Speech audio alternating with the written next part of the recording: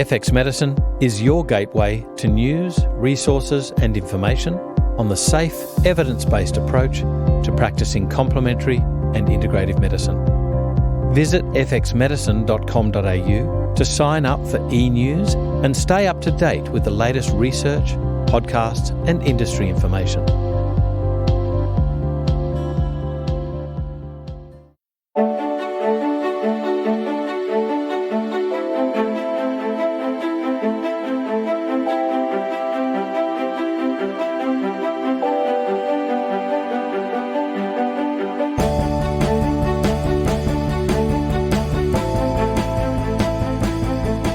This is FX Medicine and I'm Andrew Whitfield Cook.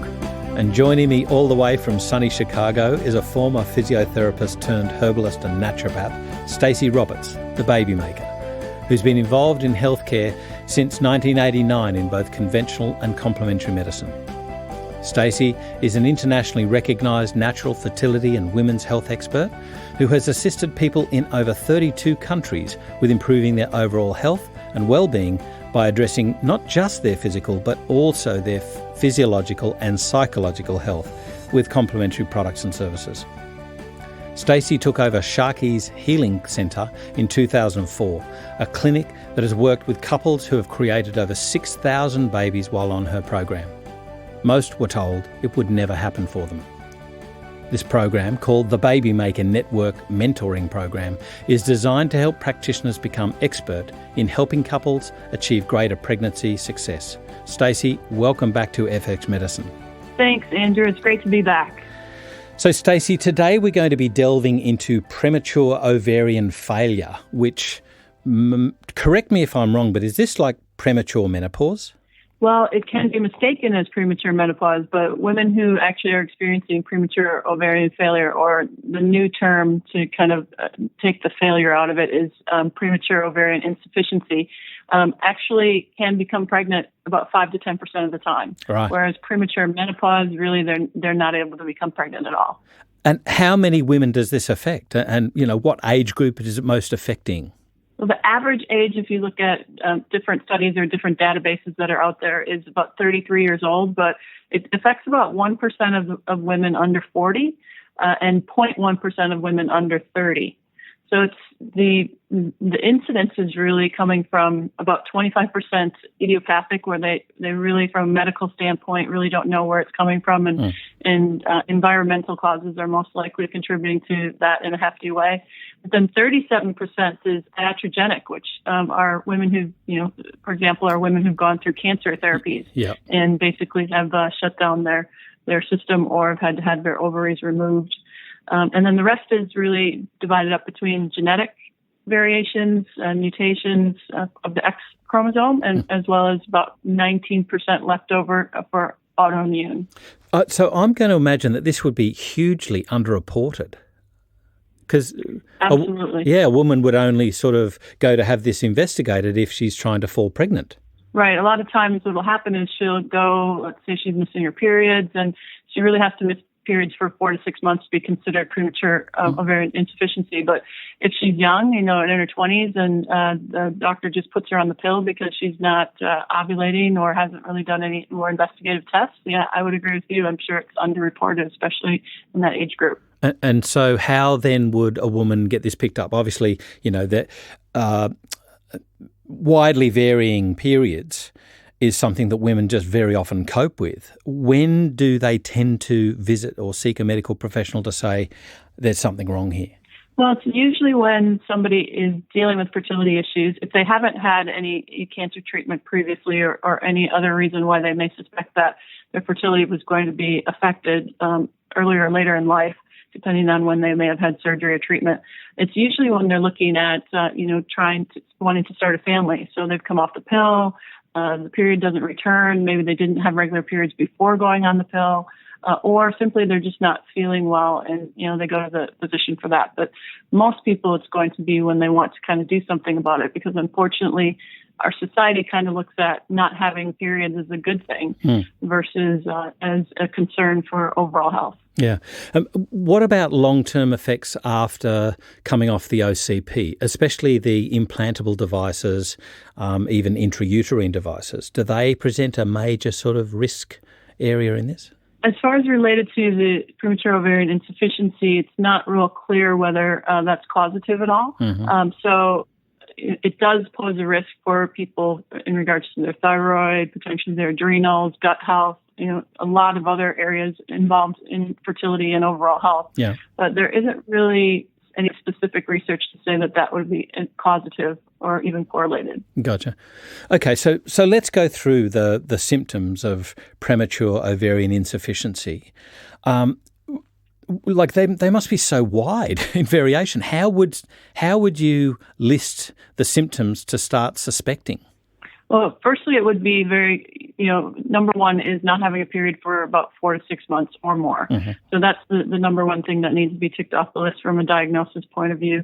But then it's really about not necessarily, well, let me back up a little bit. The symptoms that they would experience would be those that were similar to menopause. So we're talking about hot flushes, we're talking about vaginal dryness, we're talking about night sweats, poor concentration.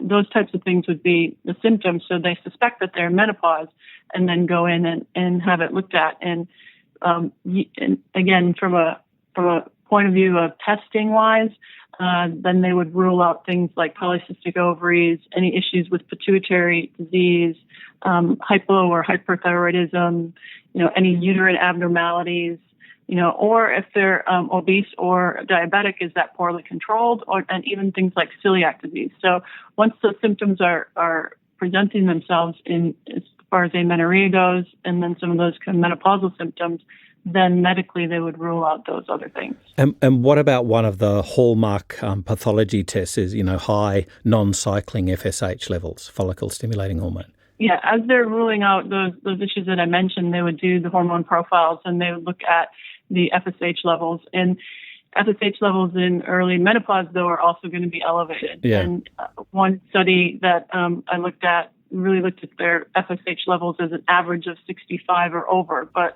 I've had women with higher or lower levels than that. So it's just an average, but definitely elevated FSH, which we would suspect because the ovaries are not responding to any stimulus from the pituitary. So high FSH is usually what's going on. Oftentimes what I've seen is not necessarily very low estrogen, but it can certainly be low. But the estrogen can be more of a moderate, like let's say from the Australian point of view, anywhere between 30 and 100. Yep. That would then put me to think more of a insufficiency versus, complete failure in regards to premature menopause. The other aspect that is oftentimes alongside those other blood results are elevated prolactin levels.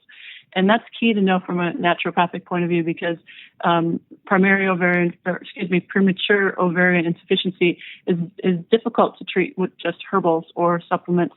So if we look at what we can do from the blood test point of view and not just give one herb for fertility, we then can do we can see some major progress if we choose the right botanicals. Now, you mentioned before, Stacey, about that, a lot of people seem to think that not having a period is a good thing, but there's inherent risks of cancer when you don't have a normal hormonal cycling, right? Well, less risk for cancer because when you don't have a cycle, if your estrogen levels are low, then the idea is that you should have less cancer risk. However, there is a definitely increased risk for bone loss, osteoporosis, and some studies are even showing a correlation with increased cardiovascular disease. So it's definitely a risk. And from a medical point of view, they oftentimes put women on estrogen. But one study showed that even women who are on estrogen therapy had a decrease in bone mass by 50% while they were on that in a 2-year period of time. So it's still not the right answer. Horse estrogen is not necessarily the right answer for this from a medical point of view. But it does help with symptoms, and it can make women more comfortable and potentially could help with fertility from a medical treatment standpoint.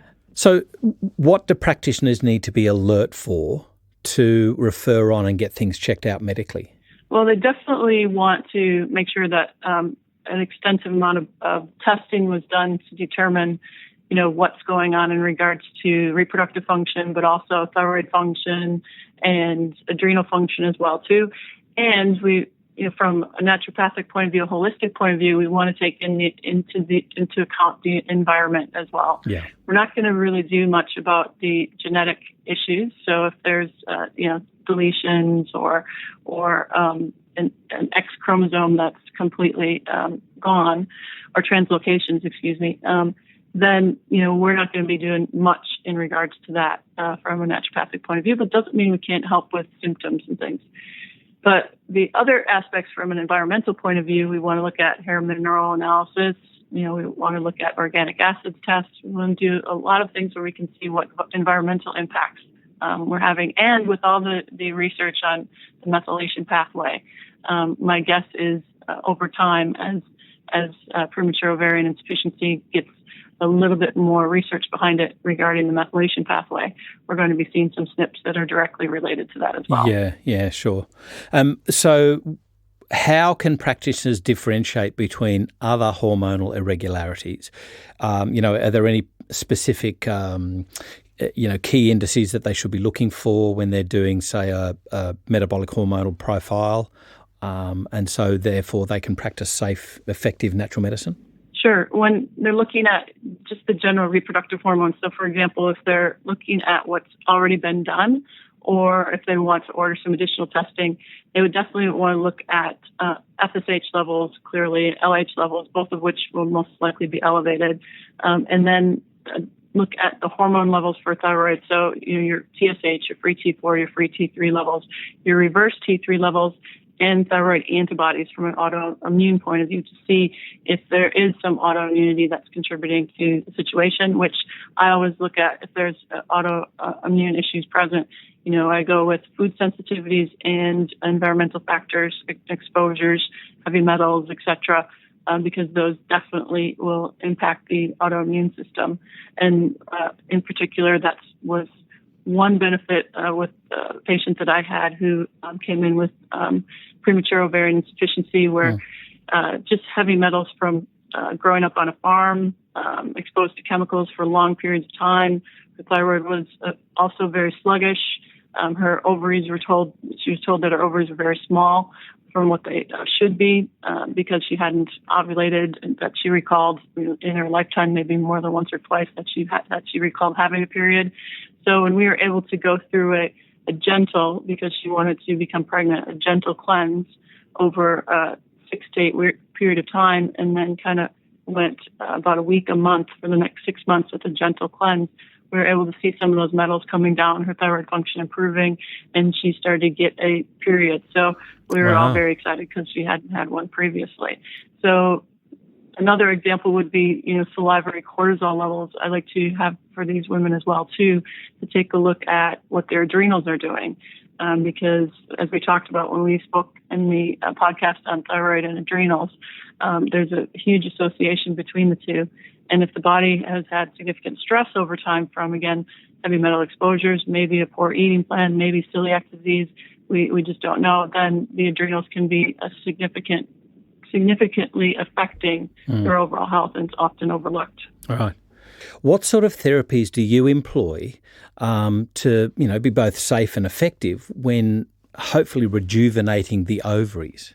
Well, we want to look at what the blood tests show in front of us. So what I do find, if the person with premature ovarian insufficiency has elevated prolactin levels, I found that Vitex works extremely well to help regulate those, and also then it seems to be indirectly support thyroid function and also then progesterone production. And I've had some luck with Vitex, but if the levels of prolactin are not elevated and someone just wants to use Vitex, I've had very, very poor results with only utilizing Vitex. And oftentimes if the prolactin levels are not elevated, I won't start with Vitex at all because I haven't seen it really have an impact. But what I will do then is, again, assess the thyroid and adrenals. And if the thyroid seems to be primary, then I'll be looking at utilizing withania, which is ashwagandha, or bladderwrack, or if T4 levels specifically are outside of the optimal range that I like to see, then I'll be looking at adding some iodine as well. And I really like utilizing blue plurum as well, especially if I'm concerned about the iodine levels potentially stimulating a hyperthyroidism type situation, because in a couple studies it has shown that blue plurum has a kind of regulating factor in those who have hyperthyroidism or a Graves type situation. So I like to use that combination as well for the thyroid. Now, if based on cortisol tests and the thyroid tests, I think the adrenals are primary. That's when I'll go to things like Romania, and I'll be very gentle with the ginsengs that I choose to use, just because some can be stimulating onto the system. And I may use like reishi as well for immune support, but also as an adaptogen as well. Do you find that there's so many questions that I could ask from that, but like I love bupleurum. If you look at all of the TCM formulas for sort of balancing a thyroid, it always contains bupleurum as this really great anti-inflammatory sort of herb. It's wonderful. I love it too. Stacey, can I just ask you regarding Vitex, do you find that low dose versus high dose Vitex has a modulating effect with regards to prolactin levels, either encouraging or blocking prolactin? What I find with prolactin that's interesting with Vitex is with every person there seems to be a sweet spot. So what I mean by that is I might give somebody 50 mils in their formulation, in a 250 mil formulation, and that might then I'll notice a increased level of prolactin, and that same 50 mils in somebody else's formula might decrease the levels of prolactin. Right. So it really, again, depends on the person, but I do see a modulating effect of that herb. Now, from a high dose point of view, I just don't tend to utilize that because I haven't needed to. Yeah. Because if I'm not getting the result that I want from what I would consider a moderate dose or a higher end dose at 1,000 milligrams from just utilizing one tablet, then I'm going to be looking at other areas versus increasing it more to see if there's a depressive effect, or a further depressive effect. I think this is the expertise that you'll be able to share with people in the Baby Maker program, and that is, when does a practitioner who is expert enough to feel competent and comfortable with saying, yes, this is the correct herb, if it's not working, adjust the dose, or this just isn't working, change the herb. I think that's one of the key things that you'll be able to transfer to other practitioners to help them along their career. Absolutely. What about one of my favourite herbs, and years ago, it's a very expensive herb, and years ago there was attempts to look for other alternatives because of, issues with procurement of this herb, and that's false unicorn. But I have found nothing works like false unicorn. Do you ever use that? I love false unicorn, but again, because of the, almost endangered status, really, and really the price. Point because of that is it's really not very cost effective, unfortunately, for patients, and very, very hard to get. And the expense is just, I can't. There's other things that we can do in place of it, but absolutely, so I can't support the expense that it would cost my patient to include it at an effective dose. Yep. So that's where I look at other areas and other herbs to use. But it's sad that it's not more available. Yeah. And so given that nothing is exactly like it, things like what, Shatavari? Absolutely. I love to use Shatavari. Dong Quai I love to use. I'll do things like tribulus, especially the Bulgarian tribulus. We've talked about this in the male fertility, but I like to utilize that for elevated FSH levels, because premenopausal women, tribulus has been shown to lower FSH levels. And postmenopausal women, lower FSH levels. And it also works in what I've seen clinically to also lower FSH levels in women who haven't gone through menopause. If their FSH levels are too low, sometimes it will also have a modulating effect too as well. And I love the combination of tribulus and Shatavari, especially if you have the traditional high FSH and low estradiol levels. I'll also use one other one that I wanted to mention too, Andrew. Another herb that I wanted to mention is motherwort. I love using motherwort from the standpoint of supporting thyroid function indirectly, but also from, as a uterine tonic. And just because these women are often, especially if they're finding out that they may not be able to have children, they're often very anxious and irritable. And motherwort just has this beautiful soothing effect for these women. I oftentimes will use that for these women as well. Obviously, there's going to be caveats to therapy. How do you broach the use of natural therapies? And when do you sort of go, whoa, back, this is out of my territory, you need to go and see another practitioner? And indeed, what issues do you find you need to be really cautious with regards to natural treatment? For instance, when you're using, the iodine or iodine-containing herbs with, say, Hashimoto's thyroiditis? Sure, that's a great question. I would always want to first I would want to have them have the, recommended RDI and RDA levels of iodine, and also see if they're iodine deficient with a 24-hour urinary iodine test if the physician will do it. Mm-hmm. So that'll give me the kind of a first baseline of what I need to do in regards to supporting them with iodine support. And then I'm just very cautious of that and educating the patient of what to look for. For example, I had a woman who, we wanted to add a bit of iodine based on her T4 levels. She was of Asian descent and often had iodine in her food. But what she would do after I told her that her test, since moving to Australia, we noted that she had some iodine deficiency. So I talked to her about that. And what she was doing after that was chewing on seaweed throughout the day. Right. And so her levels of iodine that she was getting were significantly higher, probably 5,000, 6,000 micrograms. She was able to tolerate it to a certain point, I think because her level, she was so used to it from how she grew up. Yep. But, she became a bit hyperthyroid because I didn't know she was going to be chewing on it all day. So we, got rid of that, and then she was fine after that. So it's also about education to make sure that, you let the patient know what, if they're feeling any type of symptoms like this, if they want to cut back on that, let you know. And so you can stop any particular herb or supplement that you're giving that you're concerned about. And you mentioned, significant anxiety in women, particularly if they want to fall pregnant, and this can actually compound the issue. What sort of things do you institute to help these ladies just settle down and concentrate on getting generally well? Well, we talk a lot about stress management and what they can do. First of all, what they enjoy. Everybody has stress management techniques, but a lot of them are unhealthy. So we talk about, what can they do that's a healthy stress management technique. And there's a great website, actually, Andrew. It's called Circle and Bloom.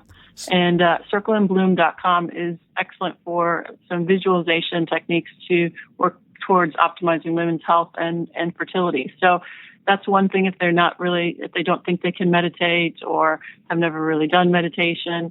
We do talk about that a lot. And then I'll utilize herbs to help that process along, skullcap, chamomile, and herbs like that to help kind of support the nervous system, but not stimulate it, to calm the nervous system throughout. And again, motherwort seems to be a fantastic herb as well for that. And just for our listeners there, what Stacey mentioned was www.circlebloom.com. So thank you, Stacey, for that. It's a great little website. Stacey, we've spoken about herbs, but what about nutrients? There's a little bit of controversy on some, but there are other nutrients or some nutrients which are pointedly useful in premature ovarian insufficiency. Yep, definitely. One study showed that nutrient therapy had no bearing on improving a woman's situation with premature ovarian insufficiency. However, that's like taking your car into the shop and it's not starting up, and they change the oil and then expect that to fix the engine of the car. Yeah. Really what it is finding out what nutrients are going to be supportive. So going back to what we talked about earlier, if there's some thyroid issues, we want to look at your selenium, zinc, iodine, as we talked about, and chromium. We want to look at if it's adrenal is primary. We want to get the B vitamins for support. We need zinc as well. So it's really about pinpointing which nutrients over and above a good quality prenatal if again their goal is fertility and they're seeing you. And then in addition to that, probiotic to optimize gut health, and then of course fish oil as well to optimize overall egg health and decrease inflammation. But then also remembering that I don't advocate heavy detox prior to anyone trying to become pregnant, at least in the 3 months in the 3 months leading up to them trying to become pregnant. However, a gentle cleanse to help decrease heavy metals or toxic exposure can be done in such a way to actually support fertility and not put too much stress on the system to draw away from fertility. I love the way that you responsibly approach that nutrients are not drugs, and if you wish to use a drug as a nutrient, you're in for quite a frustrating ride as a career sort of thing. Absolutely. And I might also add for our listeners that it's one of the beauties I find with you, Stacey, is that you don't just talk about the interventions that you use with regards to supplements, but you always approach that couple's issues from a couple perspective. And it's one of the things that I think practitioners need to really get back to, is concentrating on those people right there in front of you rather than what pills you have to use behind you. Right. And I think too, Andrew, when somebody comes in with POI and it's just the female and their goal is fertility, remember to still involve the male in regards to getting the semen analysis and doing at least a general workup for him as well too, so that if you're able to help and support this female's fertility, that 6 months down the road they don't find out that there might be an issue with male fertility that you could have been working on for those last 6 months. So again, especially if it's a fertility issue, remember always that it's a couple's issue. Stacey Roberts, thank you so much for taking us through yet another complex conundrum facing couples, and we'll explore more in the coming months. So thank you once again for joining us on FX Medicine. It's an absolute pleasure, Andrew. Thank you. This is FX Medicine, and I'm Andrew Whitfield Cook. Hi, this is Stacey the Baby Maker Roberts, and I would like to invite you to join me this year in an industry first. I have put together more than a decade of my clinical experience into developing the first online mentoring program that deals with the ever-growing area of natural fertility. My Baby Maker Network Mentoring Program is an online interactive program where you will learn how to address all aspects of fertility issues.